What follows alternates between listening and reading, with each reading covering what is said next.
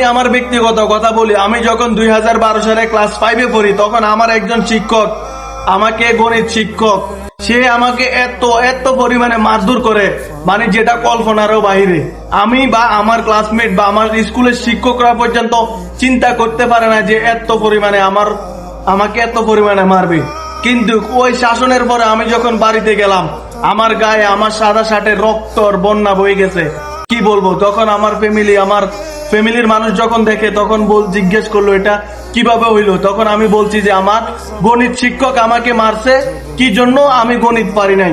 তখন আমার ফ্যামিলি বলছে ঠিক কাজ করছে, তুই কেন পড়াশোনা করিস নাই। আর ঠিক ওই শিক্ষক আমাকে মারার পরে আমি ওই বছর ক্লাস 5-এ GPA 5 পেয়ে পাস করছি এবং মাদ্রাসা ছাত্রকে এত পরিমাণে শাসন করে শেষ পর্যন্ত হুজুরকে পুলিশ গ্রেফতার করতে বাধ্য হলো। আচ্ছা, হুজুর এবং উস্তাদ যদি ছাত্রকে শাসন করে, সেজন্য কি তাকে পুলিশের হাতে দিতে হবে? হ্যাঁ, শাসনের পরিমাণটা অনেকটাই বেশি হয়ে গেছে, তার জন্য কি তাকে পুলিশে দিতে হবে?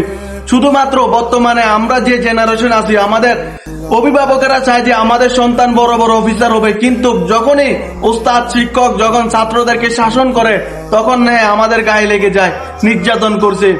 আজকে আমরা আমাদের শিক্ষকদেরকে সম্মান দিতে জানি না, হয়তো তার এই শাসনের পরিমাণটা বেশি হয়ে গেছে, যে পুলিশে দিবে তাকে, যে এই অপমানটা করা হলো, এটা দিন শেষে কোথায়? আজকে শুধু মাদ্রাসার হুজুররা যখন শাসন করে, তাদেরকে পুলিশে দেওয়া হয়। কিছু একটা করলে এটা নিয়ে আমাদের মাথাটা একবারে পুরাই নষ্ট হয়ে যায়।